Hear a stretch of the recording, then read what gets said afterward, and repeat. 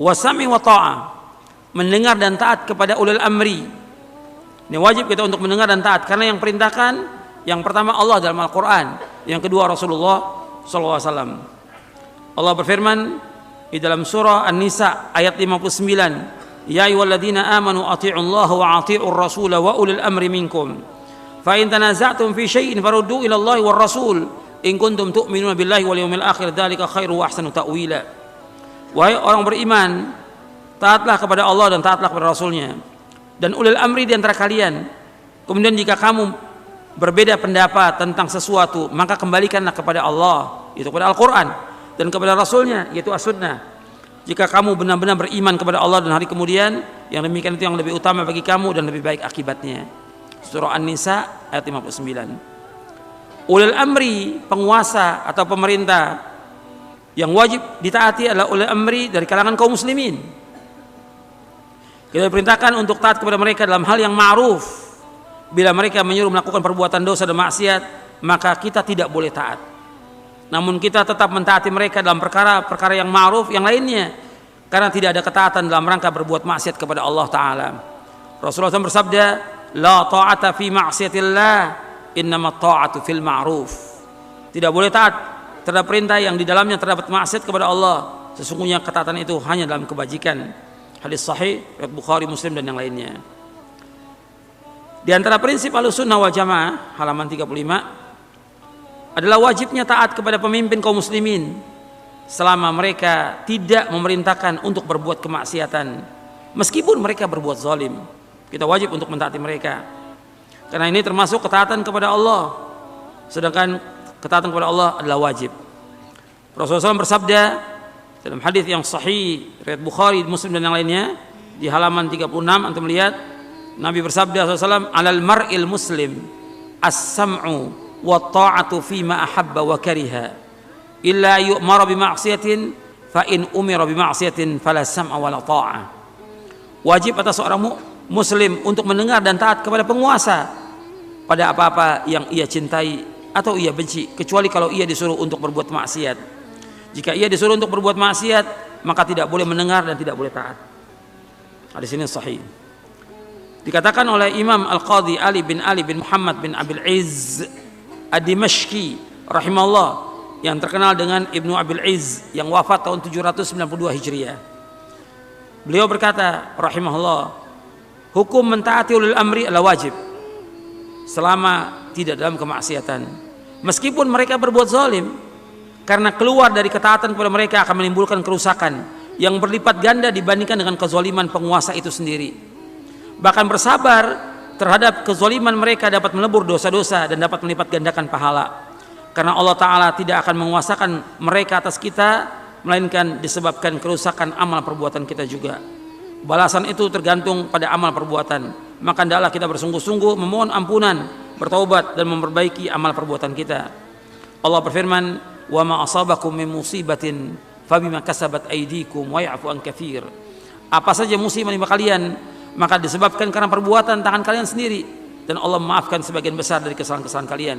Dalam surah Asy-Syura ayat 30. Allah juga berfirman dalam surah Al-An'am ayat 129, wa kadzalika nuwalli ba'dadh dhalimina ba'dan bima kanu yaksibun. Dan demikianlah kami jadikan sebagian orang-orang yang zalim sebagai pemimpin bagi sebagian yang lain, disebabkan apa yang mereka usahakan. Ketika rakyatnya zalim, maka pemimpinnya zalim. Ketika rakyatnya curang, pemimpinnya juga curang. Ketika rakyatnya mengambil hak orang lain, maka pemimpinnya pun demikian.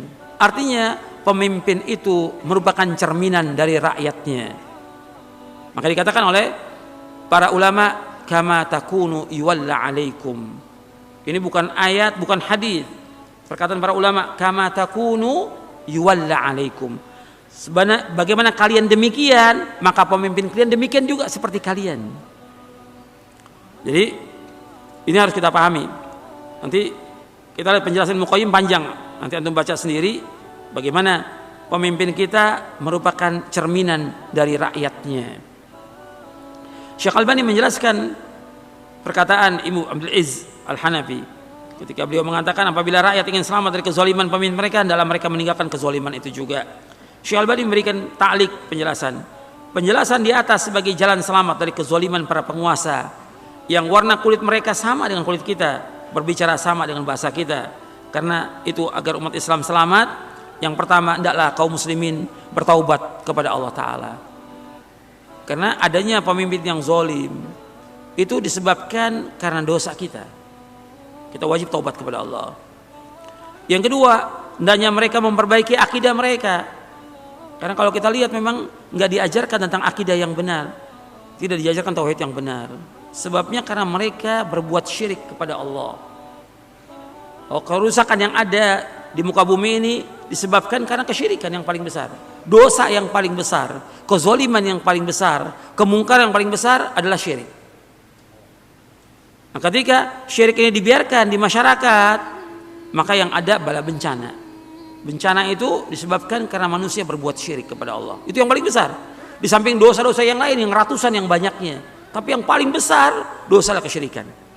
Makanya Allah mengatakan dalam Al-Quran berfirman, Allah nggak akan ampuni. Innallaha la yaghfiru ayyushraka bihi wa yaghfiru ma duna dzalika liman yasha wa may yusyrik billahi faqad iftara itsman 'azima.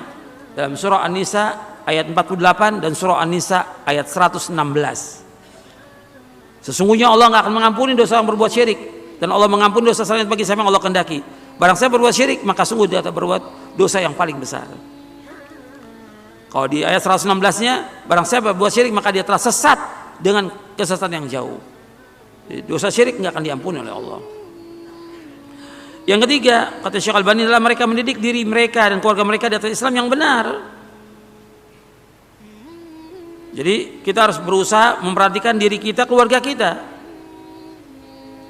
Fokus kita bagaimana mendidik diri kita, istri kita, anak kita. Bahwa Allah berfirman, ya ayyuhalladzina amanu qu anfusakum wa ahlikum nar. Wahai orang beriman, jaga diri kamu dan keluarga kamu dari api neraka. Kita akan ditanya oleh Allah tentang istri kita, anak kita. Tapi Allah nggak akan tanya siapa pemimpin kita, nggak akan ditanya oleh Allah. Perhatikan tuh. Kita nggak akan tanya siapa pemimpin kita. Dia zalim atau tidak bukan urusan kita. Urusan kita mendidik istri, mendidik anak. Itu kewajiban kita. Ini nas Al-Quran dan hadis Nabi SAW. Sekarang kalau umpamanya kan pemimpin yang ada zalim, ya antum nasihati, didatangi dengan cara yang baik. Nabi mengajarkan kalau antum melihat ada pemimpin yang salah, kamu datangi, bukan di mimbar khutbah Jumat, bukan dalam ceramah umum, bukan dengan tulisan. Nggak boleh dalam Islam, tidak boleh. Hukumnya haram dalam Islam, nggak boleh. Dan para ulama salaf, hatta dia zalim tetap mentaati mereka. Antum pernah dengar kisahnya Hajjaj bin Yusuf? Zalim, gubernur yang zalim. Hajjaj bin Yusuf. Pada saat Hajjaj bin Yusuf itu masih ada sahabat Ibnu Umar dan yang lainnya. Orang bilang, gimana kita berontak? Tidak boleh. Waktu dia jadi imam sholat, tetap Ibnu Umar sholat di belakangnya. Soal kezaliman dia urusannya dengan Allah. Kewajiban kita untuk mentaati mereka. Membunuh orang, banyak yang dibunuh. Sahabat Abdullah bin Zubair dibunuh. Seorang tabi'i Sa'id bin Jubair juga dibunuh, dan banyak. Yang dibunuh bukan satu orang, kurang lebih dalam riwayat Tirmidzi 120.000 orang yang dibunuh oleh Hajjaj bin Yusuf. Zalim. Tapi nggak ada sahabat bagaimana kita demo menggulingkan Hajjaj, nggak ada itu. Dan itu bukan dari Islam sama sekali. Demo segala macam itu bukan dari Islam. Islam nggak pernah mengajarkan demikian. Jadi kita harus lihat bagaimana fi'lus salaf. Nggak ada. Disuruh kita untuk apa? Ketika bicara soal penguasa disuruh kita untuk apa? Sabar dan sabar. Nabi menasihati para sahabat sabar. Nanti ada penguasa-penguasa yang dia mengutamakan dirinya, dia kumpulkan kekayaan buat dirinya, rakyat dibiarkan miskin. Kata Nabi, bagaimana kalau kita menemui yang demikian? Kata Nabi, sabar, sabar kalian. Disuruh sabar kita. Bukan disuruh bagaimana kita mendemo, melengsarkan, bukan. Bahkan yang ada nanti akan terjadi pertumpahan darah. Dan itu yang terjadi sejak zaman dahulu sampai hari ini. Kenapa? Tidak mendengar dan tidak taat kepada penguasa. Sampai Nabi nasihati, meskipun nanti seandainya yang mimpin kalian seorang budak Habasyah yang terpotong di bagian tubuh, mujadda al-atraf. Mujadda al-atraf artinya terpotong tubuhnya, tetap wajib kamu taat kepada dia. Karena apa? Ketika orang tidak taat yang ada pertumpahan darah. Sejak zaman dahulu, sejak pemerintahannya Utsman bin Affan radhiyallahu an, mulai ada Khawarij. Sampai Utsman terbunuh, yang lain juga terbunuh. Diganti oleh Ali bin Abi Thalib radhiyallahu an, ada Khawarij. Kemudian apa? Mereka menyerang Ali bin Abi Thalib. Mereka menuntut Ali supaya menegakkan darahnya Utsman. Menuntut mereka. Ada lagi mengatakan hukum itu harus dilaksanakan. Innal hukmu lillah. Kata Ali bin Abi Thalib, kalimatu haqqin urida biha batil. Kalimat yang benar, ayat itu ayat benar. Innal hukmu lillah. Tapi yang mereka maksudkan kebatilan. Sampai mereka menyerang Ali bin Abi Thalib, Ali bunuh mereka semuanya, sebagian kabur. Dan terus pertumpahan darah terjadi. Pada zaman Bani Umayyah, waktu pergantian dari Bani Umayyah ke Bani Abbasiyah, luar biasa pertumpahan darahnya. Bukan satu orang, ribuan orang yang terbunuh. Dan terus seperti itu. Kenapa? Tidak mendengar dan taat. Dan tidak sabar dengan penguasa yang ada. Allah.